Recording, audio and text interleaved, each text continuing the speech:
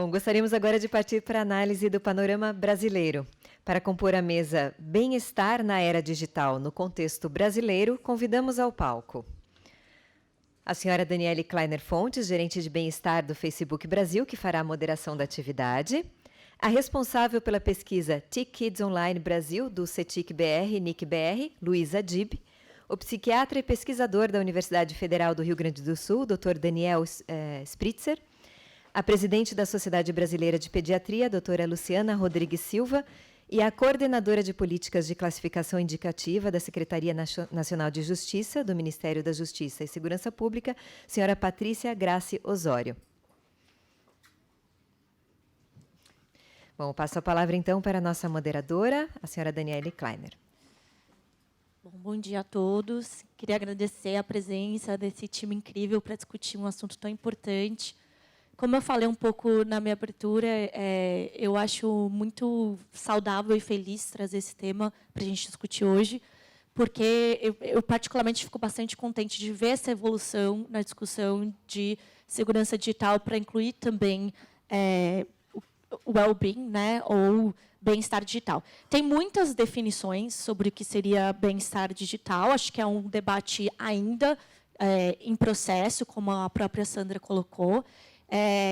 Bom, mas pegando a definição da OCDE, por exemplo, eles trazem um espectro, né, do que seria esse bem-estar digital, que vai desde acesso, né, de maneira apropriada ao uso da tecnologia, passa também, claro, pela segurança, ainda é um pilar importante, privacidade, mas também passa muito sobre o desenvolvimento de habilidades digitais e mesmo socioemocionais e outras habilidades que os jovens precisam, e os adultos também, ter para ter essa relação saudável e esse pensamento crítico também em relação à tecnologia que vai ajudar. Então, muito da discussão passou a não ser apenas sobre os riscos e prevenção dos riscos, mas muito mais sobre a promoção desse uso saudável, positivo, e que agrega valor e que as pessoas consigam, de fato, tirar o melhor da tecnologia para si e para o seu dia a dia.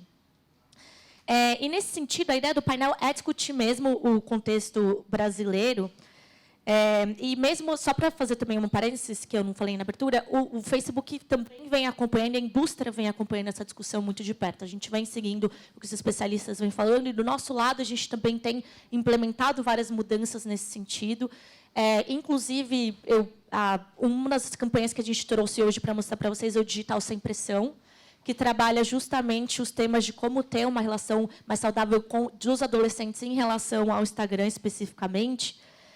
E a ideia é entender qual que é a visão de vocês, aí é uma pergunta para o painel, para vocês colocarem de maneira livre, sobre o que seriam essas novas habilidades essenciais de serem desenvolvidas para uso seguro, positivo e saudável das tecnologias, e, pegando o carona no que a Sandra acabou de colocar, na visão de vocês, qual a importância e como incluir mais os jovens nesse processo. Bom dia. Bom dia a todos e todas. Eu queria agradecer em nome do CETIC a todos os organizadores, instituições e as pessoas que possibilitaram que a gente participasse, né, e apresentasse um pouquinho da pesquisa hoje. Eu sou Luísa Dib, coordenadora da pesquisa Kids Online Brasil. Eu queria pedir, se vocês podem colocar, por favor, a apresentação. É um desafio, mas também um grande privilégio poder falar depois de você, Sandra. Eu vou tentar um gancho a partir do framework que a gente adota para a pesquisa Kids Online e depois trazer alguns dados específicos do Brasil. Pode passar, por favor? Eu estou sem o passador.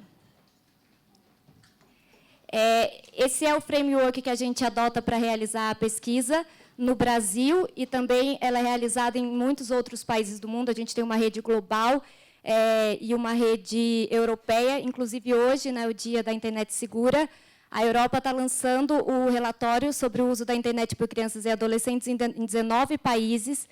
O relatório está disponível na EUKids Online. Eu vou apresentar, eu acho que a nossa fala vai estar muito alinhada. Eu gosto muito de pensar o uso da internet a partir da perspectiva de bem-estar, porque ela nos dá a possibilidade de destacar e de analisar de forma global fatores e recursos que são importantes de serem considerados quando a gente pensa o uso da internet, sobretudo por crianças e adolescentes. E aí, um primeiro fator muito importante é que a gente parte da perspectiva do indivíduo. E, por isso, a importância de que a gente realize pesquisas baseadas em evidências e de que a gente considere todos os recursos. Ai, obrigada. Aponta para cá? Para lá? Obrigada.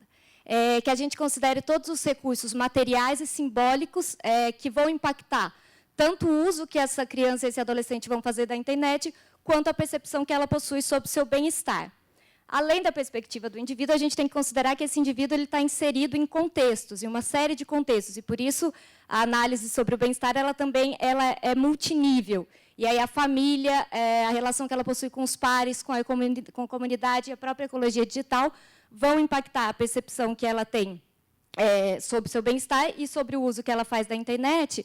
E, nesse sentido, é super importante que a gente ressalte que o ambiente online e o ambiente offline eles não podem ser tratados como estanques. Pelo contrário, eles precisam cada vez mais ser tratados como interconectados. E, aí, nesse sentido, mais do que tão importante quanto pensar o uso que a criança e o adolescente faz da internet, é pensar como ela se engaja com o mundo e com todos esses níveis a partir do uso que ela faz da internet. E aí a perspectiva de bem-estar, ela aborda isso de uma maneira bem clara, né? A gente precisa dessa visão global para entender essa janelinha que a gente fala do online, né? E a perspectiva global, ela também permite que todos esses atores, esses stakeholders do nível social e do nível nacional, eles possam advogar e se engajar na ampliação de direitos, porque a perspectiva que a gente traz assim, para a pesquisa, né, ela nos diz não só sobre os avanços que as tecnologias de informação e comunicação nos trazem, mas também sobre as muitas continuidades de valores, de questões socioeconômicas, socioculturais, que elas precisam ser ampliadas a partir da perspectiva de direitos que precisam ser avançados, né, quando a gente tem um novo ambiente em que essas crianças e esses adolescentes transitam de forma cada vez mais intensa. Não posso. Trazendo, então, o primeiro ponto que a gente considera para pensar bem-estar e para pensar o uso da internet por crianças e adolescentes, e não só, né, por toda a população, é a questão do acesso. E aí, a princípio, ela pode parecer um pouco mais fácil, porque ela traz uma dimensão objetiva do ter ou não ter. Você tem ou não acesso ao dispositivo, você tem ou não acesso à internet. Só que o próprio acesso ele também é bem mais complexo que isso, porque a gente tem essa perspectiva, essa dimensão objetiva e física, mas ele também traz outras dimensões subjetivas que a gente precisa analisar, que vão desde o acesso que os pais possuem e de como eles realizam essa mediação, da habilidade que essa criança ou esse adolescente possui para o uso. Mas, nesse ponto, o Brasil, ainda num primeiro nível de pensar o acesso físico, ainda tem muitas lacunas que precisam ser superadas. E aí, se a gente olha para o mapa de usuários, né, de crianças e adolescentes que são usuários de internet, a gente percebe que a sociedade da informação ela também tem que ser analisada em muitas camadas, ela não é a mesma para todo mundo, né? Se a gente pega 93% de usuários na região sudeste e 68% de usuários na região norte. Então, pensar os não usuários é muito fundamental se a gente está considerando a perspectiva de bem-estar, porque tem uma parcela da população que ela não está participando, né, de um ambiente em que essas crianças e esses adolescentes estão cada vez mais presentes. Então, como a gente garante, ainda no primeiro nível, esse acesso dessa população que pode gerar, né, um aumento de vulnerabilidades, de uma população marginalizada nesse sentido.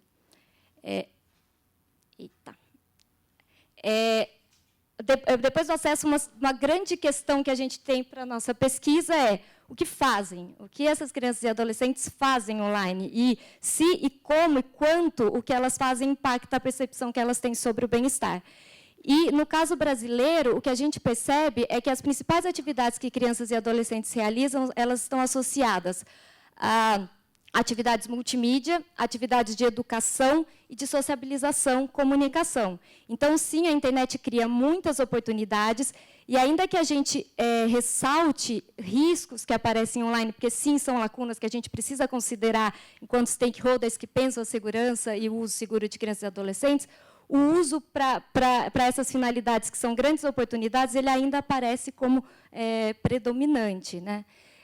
Eu trouxe aqui um indicador sobre o uso excessivo, porque, claro que é importante que usem, mas também precisa haver um equilíbrio do tempo que usam para que isso também não afete o bem-estar de uma forma que não seja positiva.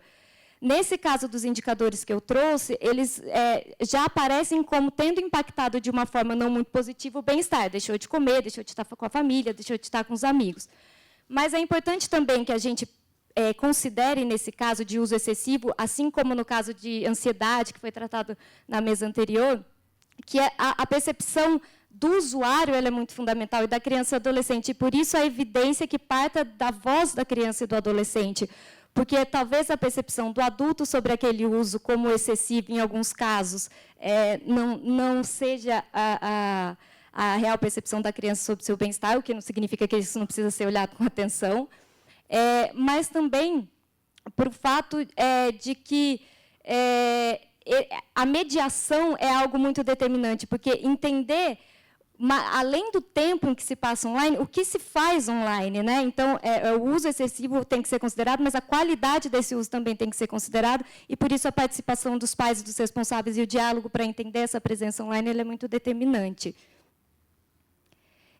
Trouxe também alguns dados de riscos e danos, porque, além da gente querer saber o que fazem, a gente quer saber o que sabem fazer. E aí, nesse sentido, parece que essa é uma relação linear, né? Se a criança me diz que assiste um filme que ela baixou, eu pressuponho que ela sabe acessar uma plataforma, que ela sabe baixar, que ela salva e assiste.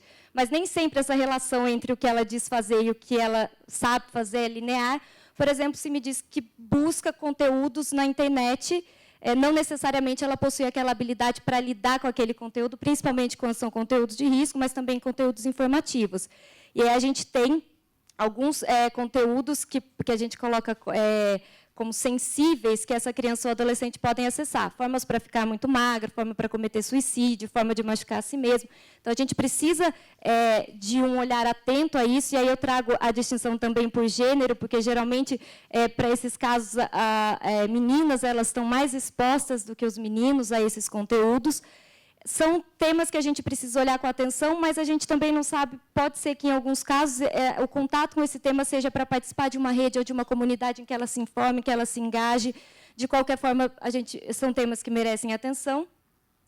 Segurança e privacidade também não tem como a gente não mencionar quando fala sobre uso seguro e sobre bem-estar, pelo fato de que a dimensão, a proporção de que algumas das nossas ações elas ganham no ambiente online não são as mesmas daquelas que aconteciam no ambiente offline, e, por isso, a necessidade de habilidades específicas para transitar por esse ambiente. Então, eu trago uso de informações de um jeito que não gostei, ou publicar alguma coisa, arrepender e apagar, o quanto esse apagar é, de fato, um apagar, o quanto essa informação ainda permanece. Então, a gente tem que garantir o desenvolvimento de muitas habilidades a partir da compreensão que a gente tenha sobre esse ambiente e a dimensão de ações que a gente desenvolva nesse ambiente. E aí, nesse sentido, mediação é algo determinante. E a gente sempre coloca, né, a orientação, sobretudo, o diálogo e a participação. Trago também, nesse caso, uma distinção entre a orientação que meninas e meninos recebem, que pode ter um resultado positivo para as meninas, o fato delas receberem mais orientação, mas que também nos traz alguns alertas sobre que tipo de aspectos socioculturais são reproduzidos na rede, de que maneira isso pode impactar positiva ou negativamente, tanto o uso, né, a presença e participação nesse ambiente, quanto a percepção que esse indivíduo tenha sobre o seu bem-estar. E um outro aspecto também muito determinante para pensar o uso da internet por crianças e adolescentes é que essa faixa etária que a gente trabalha, né, de 9 a 17 anos, ela é bastante ampla, e aí são usos diversos e mediação que também acontece de formas diversas. Então, quando a gente analisa indicadores sobre a permissão parental, naturalmente, as crianças mais novas elas são orientadas a não fazer determinado tipo de atividade sozinha, ou não podem fazer de modo algum. Em alguns casos, isso pode realmente acontecer, mas a gente sempre reforça que a restrição ela não é o caminho para o uso mais seguro e responsável, porque, em algum momento, essa criança ou adolescente vai se deparar com com alguma situação que ela precisa estar preparada para lidar. E, por isso, casar, mesmo que essas atividades de permissão com atividades de mediação, de orientação, é muito determinante, né, e fundamental. Trouxe alguns indicadores, passando de forma muito breve, respeitando também o tempo para que a gente possa conversar, mas estou super disponível e convido vocês a acessarem os dados, os nossos indicadores, no site do CETIC, e também nos acessarem. Estou aqui hoje o dia todo e estou aqui sempre. Meu e-mail eu deixo para vocês, para que a gente possa continuar conversando. Obrigada.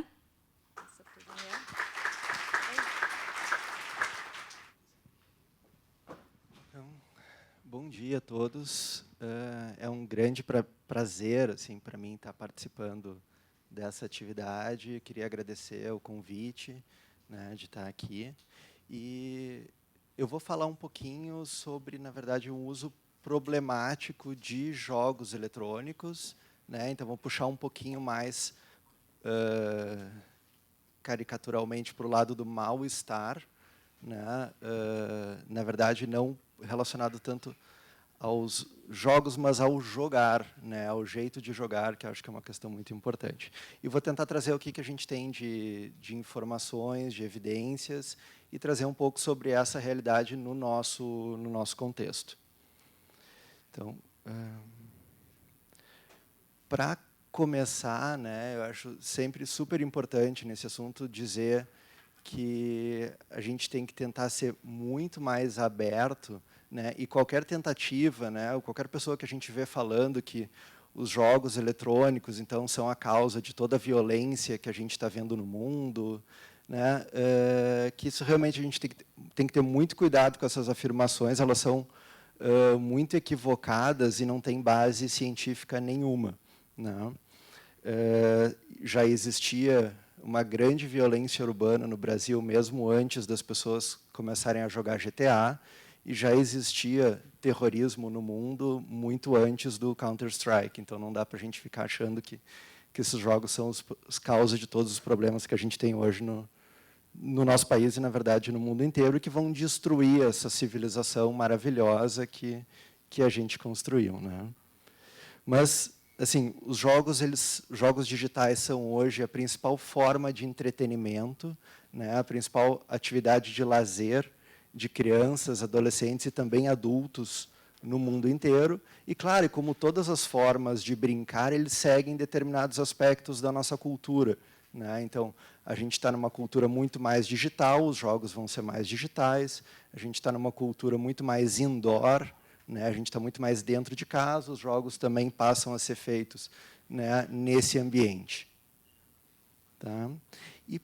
E uma coisa que eu acho que é super importante é que, para a maioria absoluta, né, não 100%, mas quase isso, das pessoas que jogam, né, o jogar não traz problema nenhum, né? Ele vai ser, na verdade, bem pelo contrário, ele traz inúmeros benefícios e acaba sendo uma atividade muito saudável. Ele vai acabar sendo problemático, pelo que a gente tem de evidências mais recentes, para em torno de 1 a 3% da população. São números bem menores do que se acreditava inicialmente, uma década atrás, né, quando surgiram mais pesquisas epidemiológicas, e reflete um pouco realmente essa natureza muito mais saudável e desenvolvimental dos jogos, né? Claro que, então, isso pode acabar trazendo alguns prejuízos, principalmente se esse uso for excessivo e descontrolado, sem dúvida, e isso está associado, né, com prejuízo acadêmico, prejuízo no trabalho, isolamento social, conflitos com a família, problemas de saúde física, e aí acho que vale destacar as questões de sono, principalmente, né? E também problemas de saúde mental, como depressão, irritabilidade, agressividade. Mas isso, então, que agora eu já estou especificamente falando exclusivamente de uso problemático, tá? E não aquele uso que pode afetar 1 a 3% da população. Tá?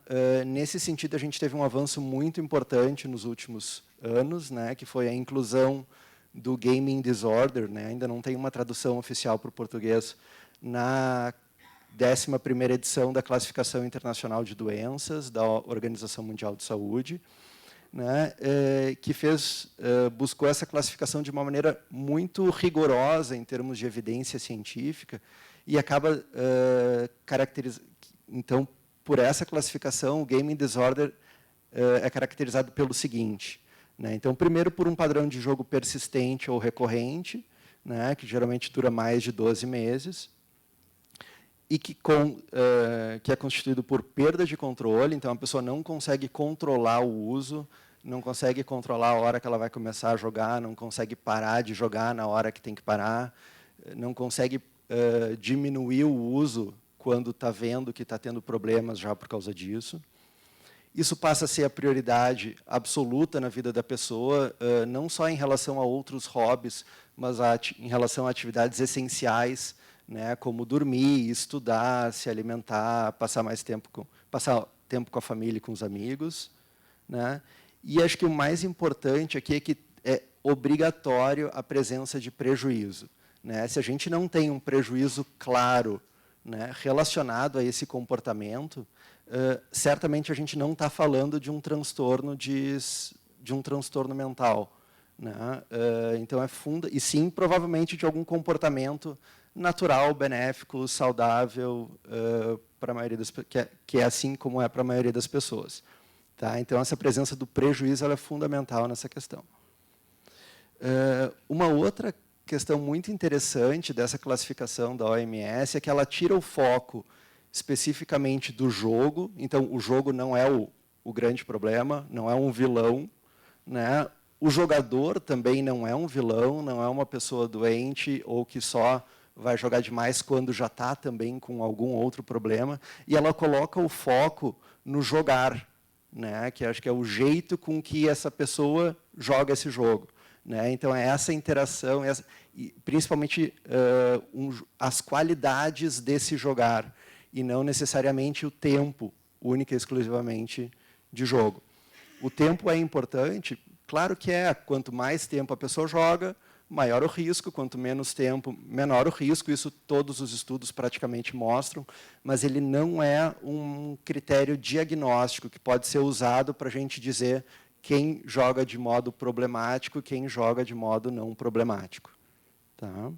Então, é uma questão, claro, muito complexa, que está evoluindo, mas assim, é um super passo, né, essa inclusão do gaming disorder em termos de saúde pública, porque ele estimula mais pesquisa, ele facilita o acesso ao atendimento das pessoas que realmente precisam, né? Ele vai levar a melhores instrumentos diagnósticos, então a gente vai poder reconhecer quem tem e quem não tem, o que vai fazer com que, e aí eu acho que é o mais importante disso, a gente não dê o diagnóstico, né, de um transtorno mental, né, para quem não tem de fato esse diagnóstico. A gente vai poder dizer que 97% realmente da população não tem esse problema de uma maneira muito mais segura, muito mais científica e baseada em evidências. Não? E só para trazer, então, por que isso é importante e como é que está a situação aqui no nosso meio, né? O Brasil é o maior mercado de games da América do Sul, né? E é o segundo maior mercado da América Latina, só fica atrás do México, né? Agora, o dado para mim mais importante é esse, né? Somos 66 milhões de brasileiros que jogam jogos digitais, jogos eletrônicos, né? Então é dessa população aqui que a gente tem que prestar atenção. É muita gente, né? E a gente não pode nem deixar passar um diagnóstico quando ele tem, e também a gente não pode dar um diagnóstico quando ele não tem. Não? A gente sabe, né, que pela nossa realidade aqui, que pobreza e violência aumentam o risco para doenças mentais, né, incluindo aí uma série de comportamentos de dependência. O investimento em saúde mental, né, em países de baixa e média renda, ele é muito pequeno, né, ele às vezes ele é menor do que 1% de todo o orçamento da saúde, né, que acaba indo para a saúde mental. E a gente tem um estudo nacional que mostra que existe uma grande dificuldade das crianças e adolescentes de terem acesso ao tratamento quando precisam, né? Que menos de 20%, né, de crianças e adolescentes com transtornos mentais não tiveram, né, então menos de 20% teve acesso ao tratamento no último ano. E isso era mais significativo ainda em áreas mais carentes e remotas. Não?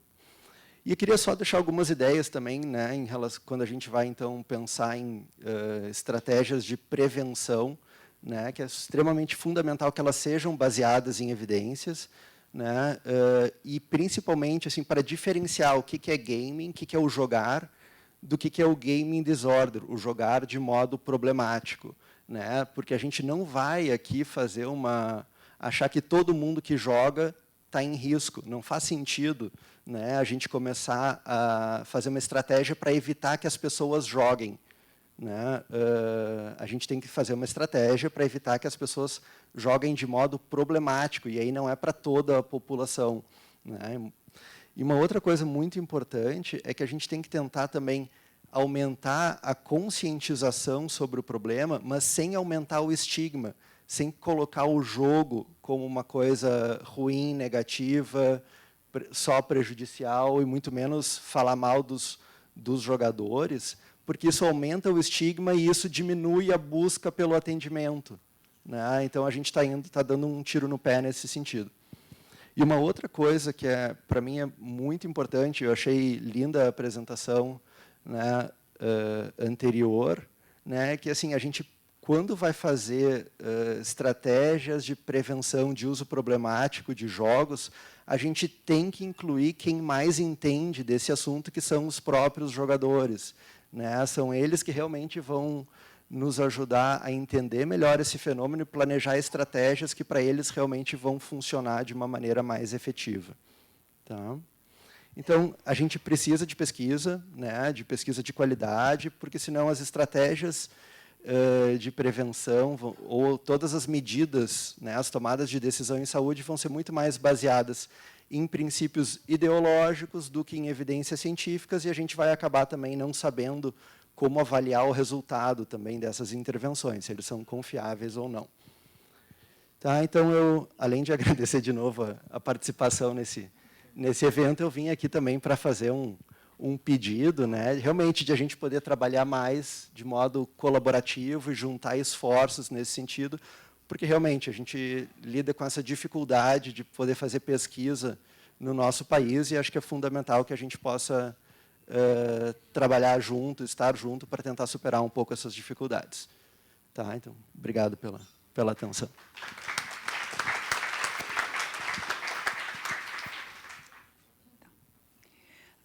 Bom dia a todos, é um prazer estar aqui representando os pediatras do Brasil. E são os pediatras que cuidam do futuro do Brasil, porque eles assistem crianças e adolescentes. Então, eu quero agradecer à comissão organizadora e a Rodrigo, e dizer que a Sociedade Brasileira de Pediatria, nessas duas últimas gestões, tem voltado o olhar para essa importante questão. E, nessa segunda gestão, nós criamos um grupo de trabalho voltado para a saúde digital, que é coordenado pela doutora Evelyn, que aqui está. Nós sabemos que o médico tem um papel muito importante, e o pediatra, sobretudo, é um médico especial para lidar com crianças, adolescentes e suas famílias. Então, nós sabemos que o Brasil possui atualmente 475 mil médicos, e isso representa 20% de todos os médicos da América, e desse total, há cerca de 40 mil que são pediatras. E esses pediatras, além de tratar de doenças, eles têm um papel fundamental na prevenção, na educação, na informação dessas famílias, das crianças e dos adolescentes. Então, aqui a distribuição pelos estados, e nós temos uma população pediátrica muito importante quando tratamos desse tema da saúde digital, que são os residentes, os pediatras jovens, pediatras influenciadores, que têm vários seguidores, além de também termos uma parte da pediatria grande, que cada vez cresce mais, lidando com os adolescentes. Então, aqui nós temos as funções da nossa sociedade, que é a maior sociedade médica do Brasil, e que nós temos que enfatizar os nossos objetivos voltados para políticas públicas em relação a crianças e adolescentes e assistir e promover a saúde dessas crianças e adolescentes. Acho que aqui uma coisa muito interessante que foi já citada foi a questão da autocrítica.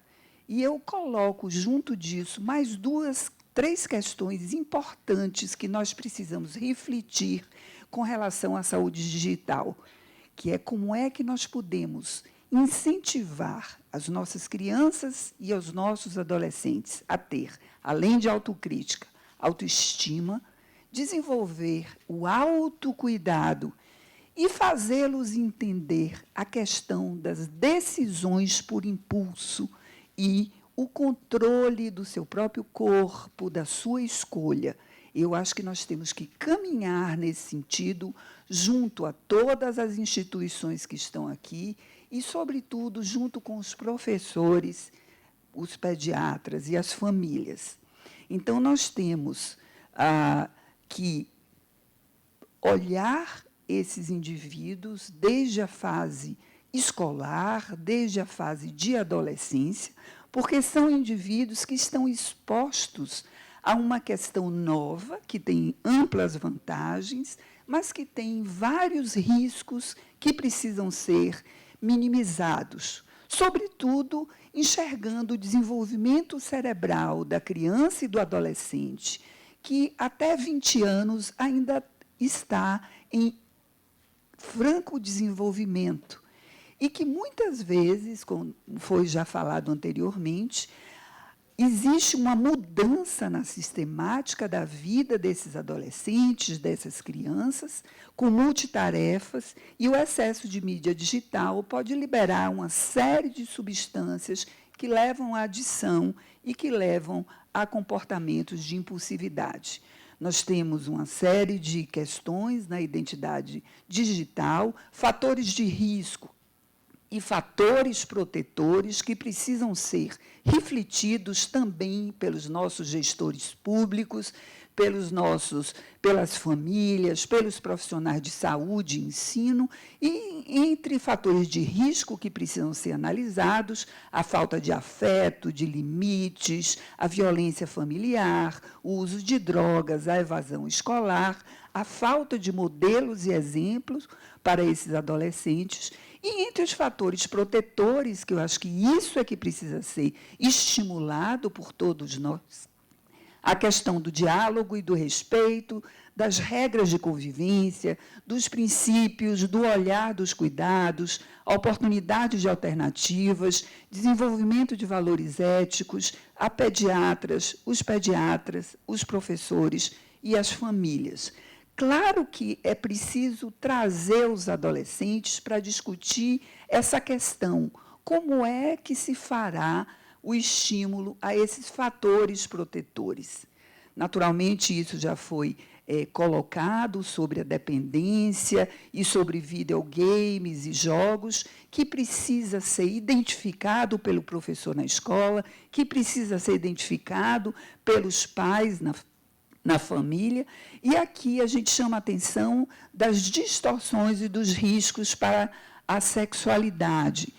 E todos esses riscos precisam ser mostrados aos adolescentes antes de acontecerem, porque esse é o papel do pediatra, orientando as famílias e orientando esses adolescentes do que pode acontecer. Não só o acesso à questão da pornografia, mas também como é que o sexo seguro pode ocorrer, quais são as questões de proteção contra as infecções sexualmente transmissíveis. Então, essa sexualização precoce precisa ser mostrada e discutida junto com o adolescente. Em Portugal, esses crimes de caráter sexual já aumentaram em cerca de 40% e existe toda uma política que é preciso ser desenvolvida com relação a essa questão. Outro cuidado é o desempenho na escola, né, que muitas vezes fica comprometido por falta de entendimento dos professores, por falta de entendimento desses adolescentes do que é realmente o limite para usar as telas ou a questão dos jogos. Outra questão muito importante para nós é a questão da atividade física e da saúde física e mental.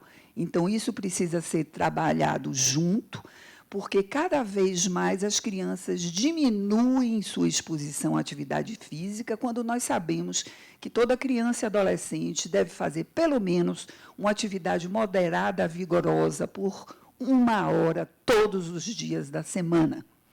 A questão da violência e do suicídio também estão claramente aumentadas e vêm seguramente relacionadas com autolesão, com causas externas, mas também com a disseminação nas mídias sociais, e isso precisa ser mostrado a esses adolescentes, informado às suas famílias, através das possibilidades de riscos auditivos, visuais, transtornos de sono, transtornos de comportamento, riscos alimentares, sedentarismo, a questão da violência e o que é o uso precoce. E, através de alguns documentos lançados pela Sociedade Brasileira de Pediatria, de acesso livre no nosso site para todos os pediatras, todos os professores, todos os adolescentes e todas as famílias, a questão de que, até 2 anos, as telas estejam absolutamente proibidas, porque é exatamente a época do maior desenvolvimento social, cognitivo, e que a criança precisa da interação. A partir dos 5 anos, que se faça uma supervisão com limites. Esse é um manual de orientação feito pela Sociedade Brasileira de Pediatria, pelo Departamento de Adolescência. Esse outro, um manual de orientação sobre menos tela e mais saúde, também disponível abertamente no nosso site, pelo Grupo de Trabalho de Saúde na Era Digital.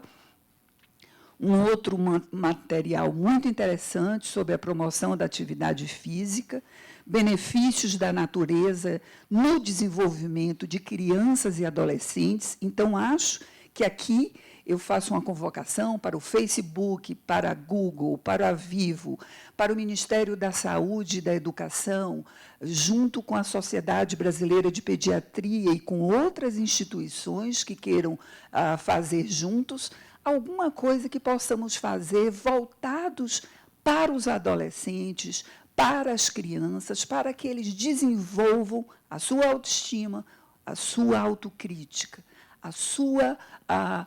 o seu autocuidado diante de tantas outras atividades, mas também da utilização das questões digitais. Então, nós tivemos algumas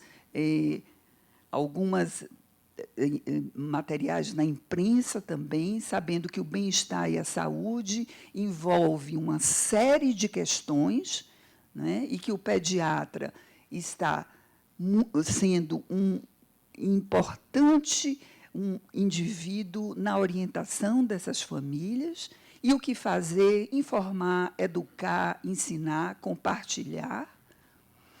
E os critérios de proteção, que são conhecidos por todos vocês, não é? O que nós podemos orientar para os pais e sair dessa zona de conforto para poder lutar por melhores condições de vida por nossas crianças e nossos adolescentes, porque eles são o futuro. E quem cuida desse futuro são os professores e os pediatras. Então, nós temos que sair da nossa zona de conforto, pensar com criatividade, todas as instituições que estão preocupadas e que estão voltadas para essa questão, porque juntos nós fazemos não só a pediatria mais forte, mas podemos fazer as mudanças verdadeiras. Então, são essas as questões que eu queria colocar, finalizando com uma notícia de que a nossa afiliada do Rio Grande do Sul levou um projeto de lei que foi aceito, está para ser assinado pelo governador do Rio Grande do Sul, onde todas as telas saiam com um aviso de que de 0 a 2 anos elas não devem ser utilizadas e, a partir dessa idade, entre 1 e 2 horas, sempre com supervisão dos adultos. Então, a sociedade está aberta, através do seu grupo de trabalho, através de todos os seus departamentos, de fazer discussões, reflexões, materiais, e-books para a gente levar para as escolas, levar para os consultórios pediátricos, a fim de informar, educar as nossas crianças e os nossos adolescentes. Muito obrigada pela atenção.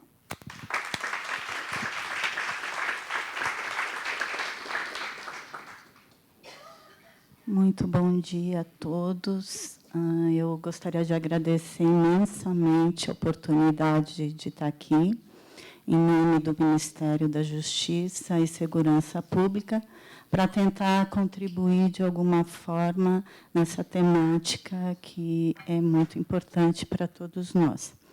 Eu peço só licença para ficar em pé, porque eu prefiro, até porque eu não enxergo tão bem mais de longe. Eu queria contextualizar a importância da classificação indicativa nesse aspecto, que é o órgão que classifica etariamente os jogos eletrônicos e os aplicativos. Eu, particularmente, fui por muitos anos promotora de justiça no Estado de Minas Gerais, sou procuradora da Fazenda Nacional e tive a grata satisfação de receber o convite nessa nova gestão do Ministério da Justiça para ficar à frente dessa coordenação de classificação indicativa, que é uma coordenação com uma credibilidade bem grande perante as famílias. Eu vou falar bem rapidamente do que é a classificação indicativa, do que ela faz, para contextualizar o tema. Eu costumo dizer, eu gosto de dizer inicialmente, que a classificação indicativa ela retira seu fundamento direto da Constituição, daí sua importância. Ela vem prevista no artigo 21, inciso 16, e no artigo 220, parágrafo 3º. Ela vem regulamentada pelo Estatuto da Criança e do Adolescente, no artigo 74 a 76, as infrações administrativas com desrespeito à política vêm no artigo 254 a 256, e todos os procedimentos, as definições, as regras vêm descritas na portaria do Ministério da Justiça, 1189, de 2018, e no Guia Prático de Classificação Indicativa, que é um manual público que foi construído com a participação de toda a sociedade, inclusive com a participação ativa da Sociedade de Pediatria, onde foram estabelecidos os critérios para análises das classificações etárias, com a previsão de todas as circunstâncias atenuantes e agravantes que vão, enfim, e ao cabo, determinar uma classificação final das obras.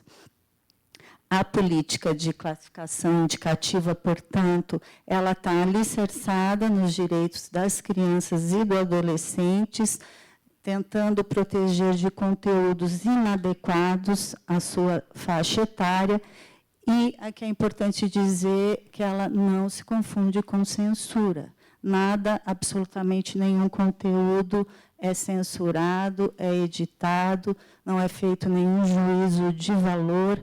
É uma política que consiste simplesmente na informação aos pais e responsáveis sobre o conteúdo de determinados jogos, de determinadas obras audiovisuais, e se está recomendado ou não para determinada faixa etária. Ela atua, portanto, entre dois valores fundamentais para uma sociedade democrática: de um lado, a liberdade de expressão, e, de outro lado, o dever de proteção das crianças e dos adolescentes. Isso aqui eu posso passar. quais são os produtos que nós classificamos. Então, são as obras audiovisuais destinadas à televisão aberta, à televisão fechada, ao serviço de streaming, ao mercado de cinema, DVD, Blu-ray, os jogos eletrônicos e aplicativos, os jogos de interpretação de personagens, RPGs, as exibições e apresentações ao vivo, exposições, mostras de artes visuais e os programas radiofônicos em implementação, se Deus quiser, esse ano se concretiza. Quais são os métodos que a classificação indicativa usa? Bem rapidamente. Em primeiro lugar, é a análise prévia. Esse método é aquele em que a análise da obra é feita obrigatoriamente antes da sua exibição. Apenas após a análise, publicação no Diário Oficial pelo Ministério da Justiça é que essa obra está apta a ser comercializada ou a ser exibida. Por esse método, são analisadas as obras destinadas ao mercado de cinema, aos livros de RPG e aos jogos vendidos em mídia física. O outro método é o método da autoclassificação, que é aquela classificação indicativa aqui atribuída pelo próprio responsável pela exibição da obra, como, por exemplo, as emissoras de televisão. Só que, neste método, são obrigatórios a utilização dos critérios estatais que estão previstos no Guia Prático de Classificação Indicativa e elas ainda estão sujeitas à validação ou monitoramento do Ministério da Justiça, dependendo do segmento. Por exemplo, na televisão aberta, obrigatoriamente tem que haver a validação do Ministério da Justiça. Nesse método, então, são classificados a TV aberta, a TV fechada, o streaming, as mostras de festivais de cinema e as mostras de artes visuais. E o último método, que é o que mais tem afinidade aqui com o dia de hoje, é a classificação dos jogos eletrônicos e aplicativos, que é utilizado no sistema internacional, o IARC. Então, esses jogos eles são dispensados de uma análise prévia, desde que eles sejam autoclassificados por esse sistema internacional, que possibilita que os desenvolvedores dos jogos respondam questões online sobre o conteúdo dos jogos, a sua interatividade e todos os seus elementos e informações, e eles vão obter automaticamente uma classificação etária diferente para cada território participante e uma classificação genérica para o resto do mundo. Então, esse é o sistema IARC, que é um sistema global de classificação indicativa. Essas são as agências participantes, então, representando o Brasil, está o Ministério da Justiça, Estados Unidos, Canadá, México, vários países da Europa, uma específica também na Austrália, uma específica na Alemanha, uma específica na Coreia do Sul. Aqui eu já disse como funciona o IARC, ele é todo online e tem também o monitoramento pelas agências participantes que ratificam ou retificam as classificações etárias dos jogos e dos aplicativos. As vantagens desse sistema é que ele é rápido, ele é sem custo no Brasil e com baixo custo em outros países, ele processa milhares de produtos diariamente, ele é aceito internacionalmente por agências oficiais, é confiável, é automatizado e é passível de verificação em controle. Só no ano de 2019, a classificação indicativa ratificou e retificou mais de 9.000 aplicativos e jogos. Essas são as lojas que aderiram ao sistema IARC. E aqui eu vou falar, não vou me repetir, porque já foi dito anteriormente pelos ilustres expositores, jogar é muito legal, mas, infelizmente, o CID-11 foi apresentado pela Organização Mundial de Saúde, o Gaming Desordem, como já foi dito, e incluiu, portanto, o uso abusivo de jogos eletrônicos na seção de transtornos que podem causar vício, ou seja, a dependência dos jogos de videogames online ou offline passa a ser entendido como uma doença. Também, bem rapidamente, as características que os pais devem ficar atentos é a dificuldade para moderar o acesso ao jogo, impossibilidade de estabelecer limites e frequência, priorização de interesses, colocando o jogo sempre à frente, deterioração das relações familiares, prejuízo às atividades educacionais. E os problemas, transtorno de sono, impulsividade, ansiedade, depressão, agressividade e violência. O que fazer? Entendemos que o principal, o início, é o controle parental, são as utilizações desses instrumentos que permitem que os pais protejam minimamente a segurança dos seus filhos, né, a partir de diversos parâmetros, monitorando a navegação, restringindo os conteúdos impróprios, limitando o acesso à internet através da aplicação de filtros, controlando as compras digitais, limitando os gastos online, monitorando o tempo gasto pelas crianças, jogando ou navegando, controle dos níveis de interação, trocas de dados, bloquear páginas, que é muito importante, que possam ser uma ameaça para as crianças. Eu queria só passar esse videozinho, que é 1 minuto, mas que ele é muito didático. Eu acho muito interessante. Como é que será que eu aperto para começar? Não. Ah, está no PDF? Ah, tudo bem. Esse aqui é um controle parental da Nintendo, que explica bem isso tudo que eu estou falando, mas não tem problema. Uma outra coisa, o que fazer, né? O controle parental é suficiente? Não, não é suficiente. Inicialmente, eu digo que a gente está numa era digital. Aqui foi dito bastante quais são as habilidades que as crianças têm que ter, mas as crianças têm mais habilidades do que os pais, com absoluta certeza. Estamos numa era de crianças nato-digitais e com pais quase analfabetos digitais. Então, essa equação é difícil.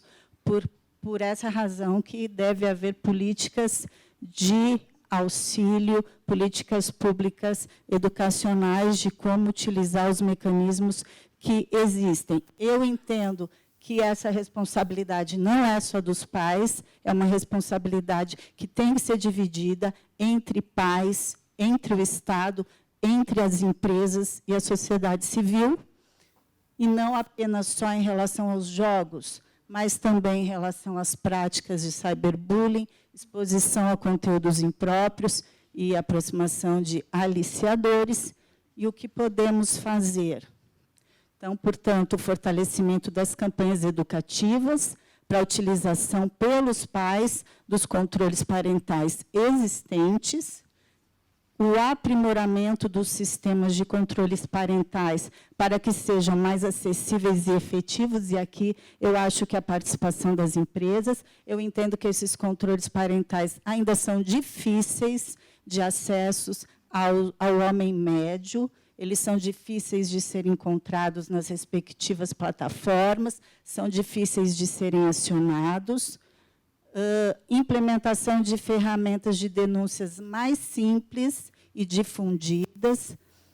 E aqui é um tema polêmico, mas é o que eu entendo, que é a retirada de conteúdos impróprios após a ciência da infração aos termos de uso, independentemente de ordem judicial, porque o que é ilegal no mundo offline é ilegal no mundo online.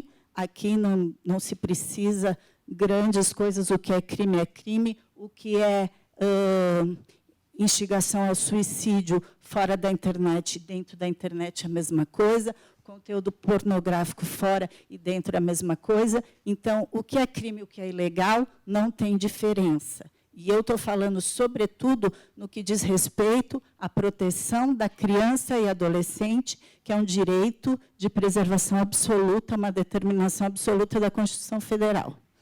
E o fortalecimento dos programas como a Google tem de revisor confiável, que isso crie uma rede que possa haver essas denúncias, essas informações à plataforma de uma forma mais efetiva, e com essa rede todos nós estamos colaborando. Inclusive, hoje eu recebi a feliz notícia da Rafaela que o Ministério da Justiça também vai receber essa certificação, e que é uma ação que o Ministério da Justiça quer ajudar, especificamente o ministro Moro quer ajudar nesse tema, e o Ministério da Justiça colabora com isso e está à disposição para colaborar da melhor forma. Aqui, só rapidamente para citar, 2 ações do Ministério da Justiça em 2019, que a primeira foi a Operação Luz na Infância, onde foram 105 alvos, 656 efetivo mobilizado, 312 mil arquivos analisados, e a operação teve como objetivo identificação de autores de crimes de abuso sexual contra crianças e adolescentes praticados na internet.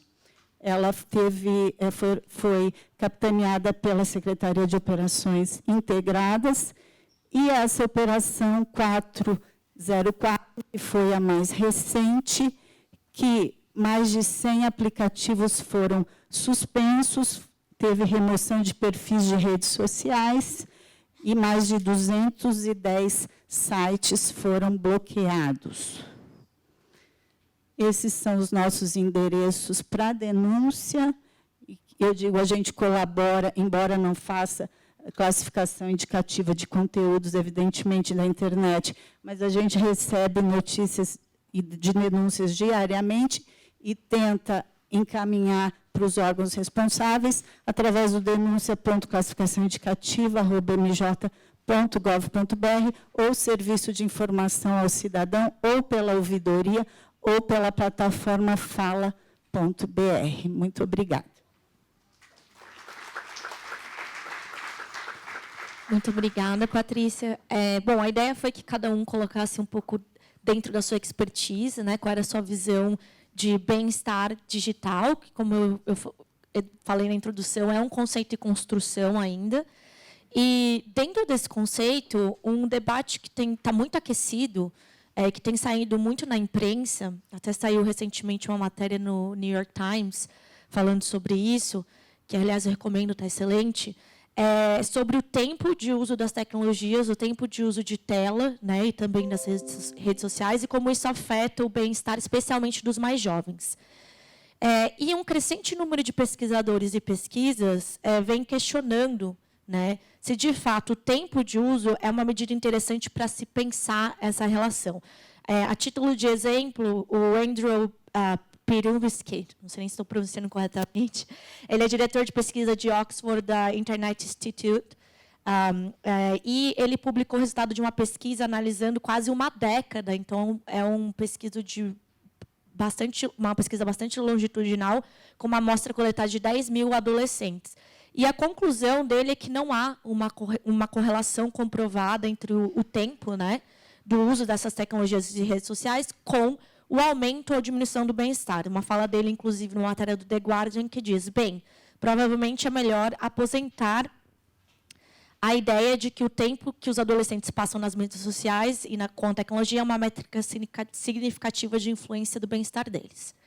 Por outro lado, existem várias outras pesquisas, como da Universidade de Carnegie Mellon, que dizem que é muito importante, talvez mais importante do que considerar o tempo de uso de tela, o como a tecnologia é utilizada, que foi algo muito bem trazido até pelo Dr. Daniel, quando ele fala na questão dos jogos, né, que passou a se olhar muito mais como, né, esse adolescente estabelece essa relação com o jogo.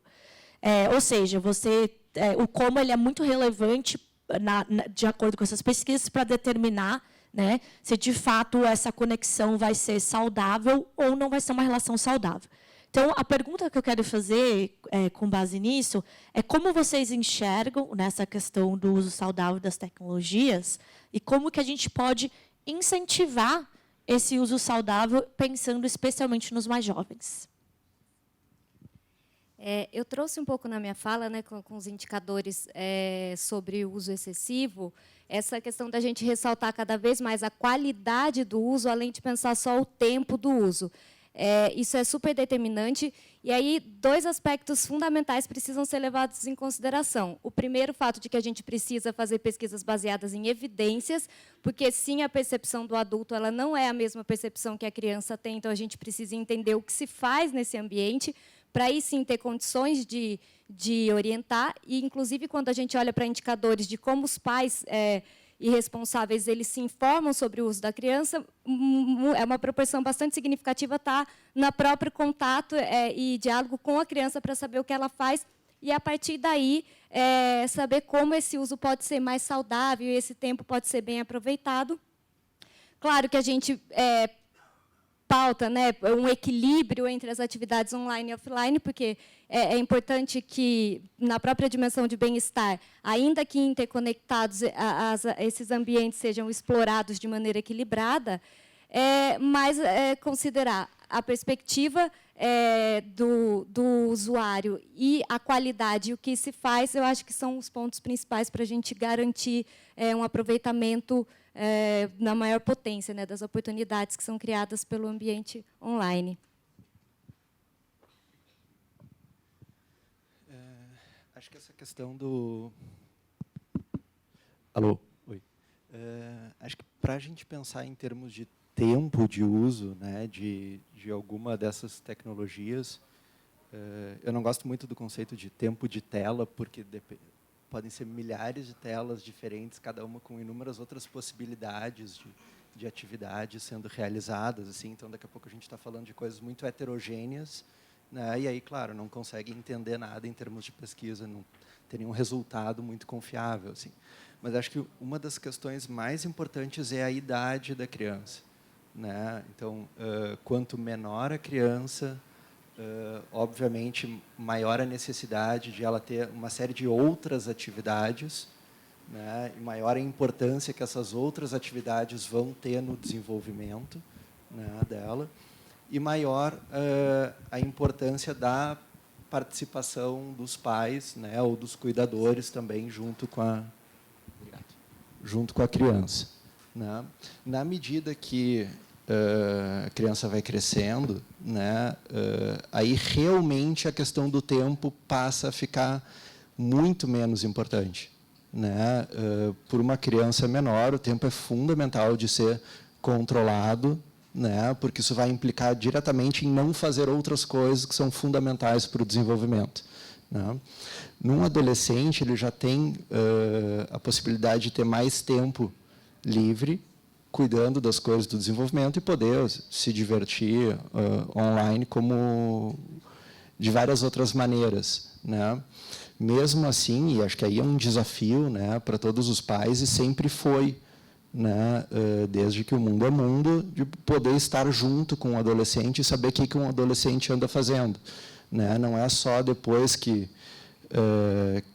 se propiciou um acesso à internet que a gente se preocupa com o que os adolescentes estão fazendo, com a saúde mental deles, e que a gente se angustia com a falta de controle que a gente tem, né, sobre isso. Mas eu acho que uma das coisas que mais funciona, né, nessa faixa etária é os pais tentarem se aproximar, tanto offline como online, né, de uma maneira realmente genuína, interessada, né, curiosa para saber mais sobre o universo do filho. Se esse universo é online ou offline, não faz muita diferença. Né? Os pais seguem tendo que tentar se aproximar, né, e tentar conviver para manter um canal de comunicação, né, que acho que isso é uma coisa super difícil, um super desafio na adolescência, mas é fundamental para que o filho possa também ensinar para os pais uma série de coisas que eles podem saber para ajudar também a ter uma experiência mais saudável também e benéfica na internet. Então, né? Perfeito. Inclusive, muitos dos especialistas falam disso, né? Os pais, às vezes, não sentem confiança em orientar os filhos, mas, às vezes, tão simples quanto pedir para eles ensinarem o que eles estão fazendo, como que joga o jogo que eles estão jogando, ou perguntar como que foi seu dia, o que você fez de interessante na internet, já pode ser um bom começo para estabelecer conversas saudáveis sobre isso. Penso também que a questão da interação familiar dos pais com as crianças, os adolescentes, é fundamental. Por outro lado, nós sabemos que muitos adolescentes tendem, com um tempo maior, a desenvolver sedentarismo, obesidade, que é uma epidemia. Então, eu creio que o tempo excessivo, sozinho, não pode ser culpabilizado, mas eu acho que um limite de tempo também para o adolescente precisa ser dado. Naturalmente que essa interação com a família é indispensável, é fundamental, até para expor esse adolescente a outras coisas, não é? E se um pai e uma mãe são muito ocupados e também não têm tempo para seus filhos e também ficam muito nas telas ou negligenciam essa questão dessa interação, aí o adolescente corre maior risco, sim, de sedentarismo, de ficar muito tempo na tela, de ter distúrbio de aprendizado, de perder interesse, de ir para as questões que foram faladas aqui, do prejuízo na socialização e de várias outras questões que eu acho que precisam ser mostradas ao adolescente. Eles precisam ter o conhecimento, né, de que são ferramentas fantásticas, quando bem utilizadas, mas que precisam ter uma atitude crítica e que o desenvolvimento do futuro, para esses adolescentes, cabe a exposição a outras questões na vida também. Com certeza. Eu entendo que isso depende da estrutura de cada família, né? E tem que ficar atento realmente se esse uso está inviabilizando outras atividades, mas uma coisa que eu acho muito curiosa, e eu digo que depende da estrutura de cada família, é o respeito, por exemplo, à classificação indicativa dos jogos e das redes sociais. Então, tem crianças, por exemplo, que tem conta no Instagram, mas não tem idade para ter conta no Instagram, que tem conta no Facebook e que muitas das vezes quem faz o cadastro mentindo a idade da criança são os próprios pais, né? Então, o que dizer de uma família dessa, que, além de tudo, está ensinando a criança a falsificar informações, está sendo conivente com o uso inadequado, porque não é adequado para essa faixa etária, tanto é que foi classificado para uma faixa etária maior, não só aqui no Brasil, como em todo o resto do mundo. Então, é uma questão difícil e eu acho que só é resolvida com educação, realmente. Super. Não, do nosso lado, a gente está super alinhado. Mas pergunta, porque eu fui informado que o nosso painel está estourado e eu vou precisar encerrar. Mas, só para fechar, assim, do nosso lado, como indústria, a gente super concorda que a educação é o caminho. Claro que a gente faz desenvolvimento de tecnologia, a gente cada vez mais vem desenvolvendo tecnologia e ferramentas para que, de fato, nossas plataformas sejam utilizadas pelo público permitido, ou seja, maiores de 13 anos, mas a educação, né, da sociedade e dos pais sobre prestar atenção em aplicativos e outras, enfim, outros materiais, o que é adequado ou não para os adolescentes e crianças é muito importante.